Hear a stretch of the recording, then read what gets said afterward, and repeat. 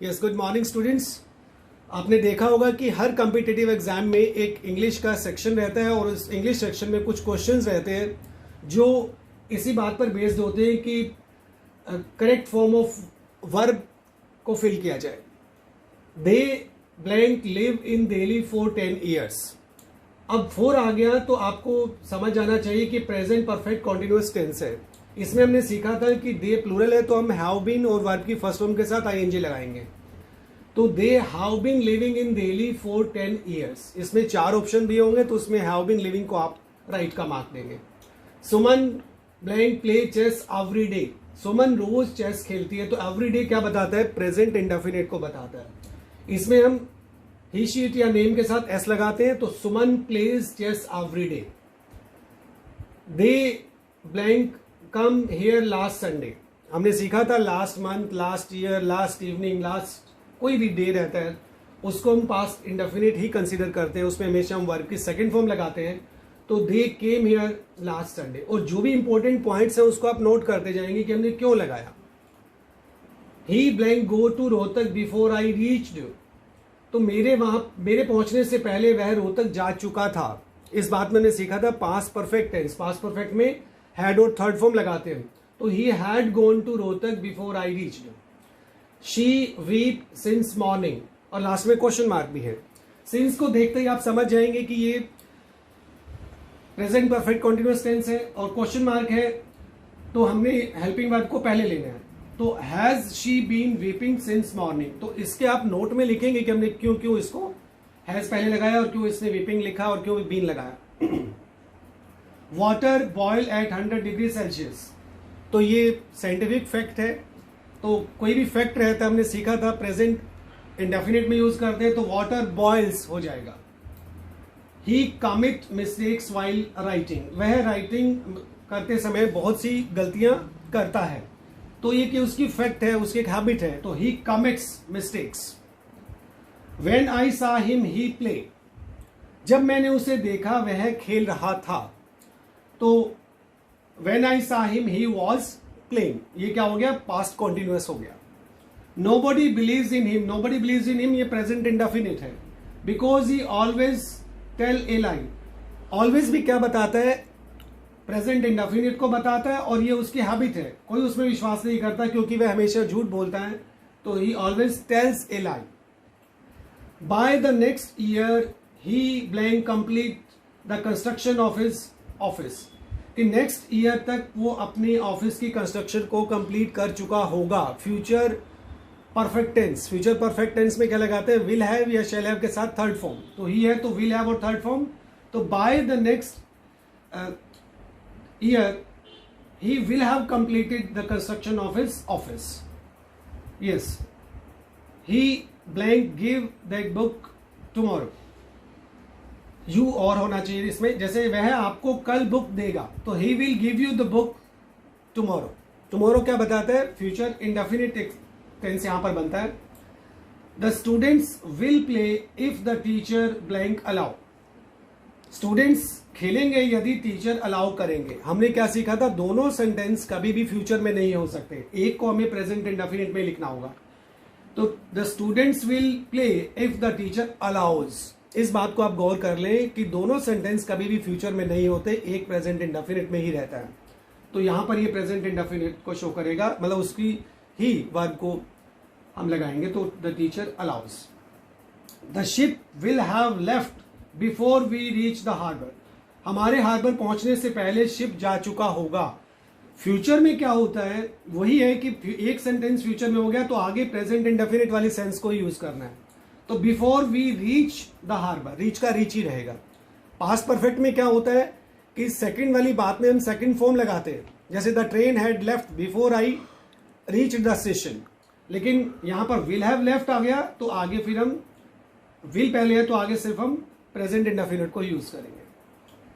My uncle blank work here since 2010। Since 2010 आ गया तो means वह 2010 से यहां काम कर रहे हैं। तो इसमें क्या लगाते हैं हम? हैज बीन और हैव बीन और वर्क की फर्स्ट फॉर्म के साथ आईएनजी। तो my uncle has been working here since 2010।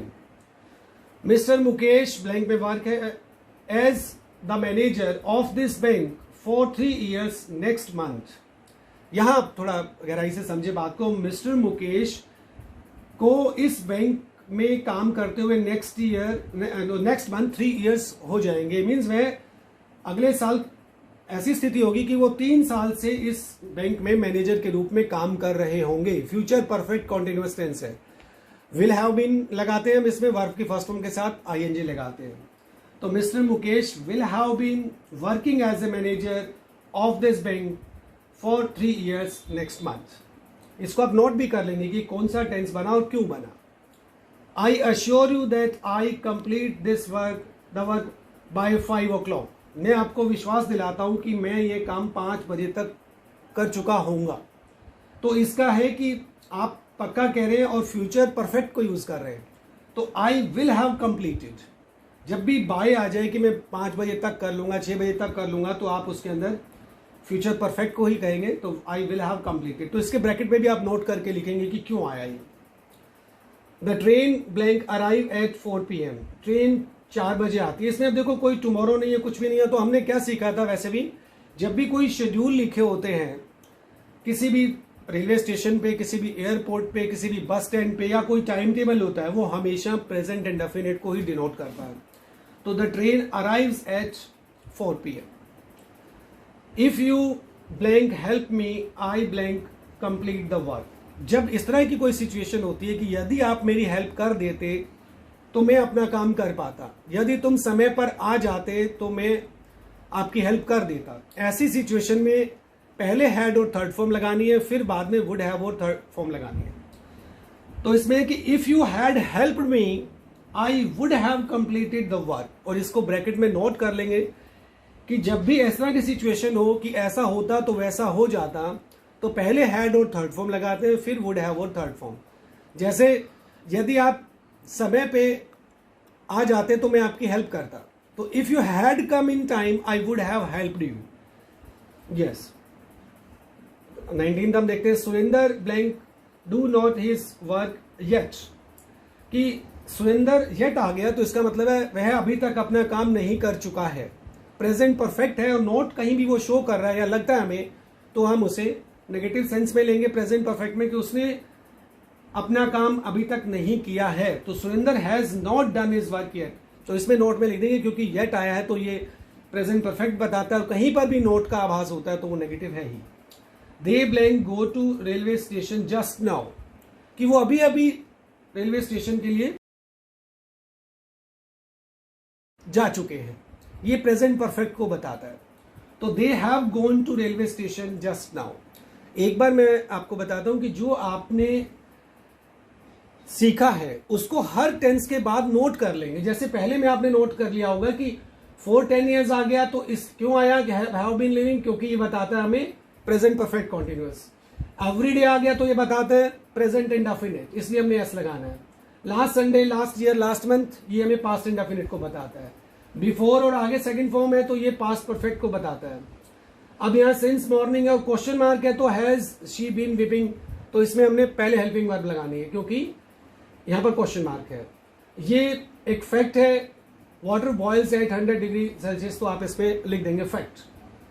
तो वह लिखते समय गलतियां करता है तो ही कमिट्स, तो इसमें आप लिख देंगे कि हैबिट भी उसकी कर सकते हैं और एक फैक्ट भी कर सकते हैं। तो when I saw him he, एक बात है जब मैंने उसे देखा तो वह खेल रहा था, इसके आगे कोई और चीज नहीं है। 4 2 hours, 4 1 hour, इसलिए हमने इसको पास्ट कॉन्टिन्यूअसली लिखना है। इसी तरह से इसको आपने लिखना है कि हैबिट है और प्रेजेंट इंडेफिनिट है क्योंकि ये ऑलवेज है। By this time next year, इस समय अगले साल तक वह यह काम कर चुका होगा, मीन्स आप अपने ऑफिस की कंस्ट्रक्शन कर चुका होगा। तो आपने इसके ब्रैकेट में लिखना है कि by this time next year लिखा हुआ है, फ्यूचर की बात है, तो इसके अंदर बाय और समय आता है तो हम फ्यूचर परफेक्ट को डिनोट करते हैं, तो विल हैव कंप्लीटेड हो जाएगा।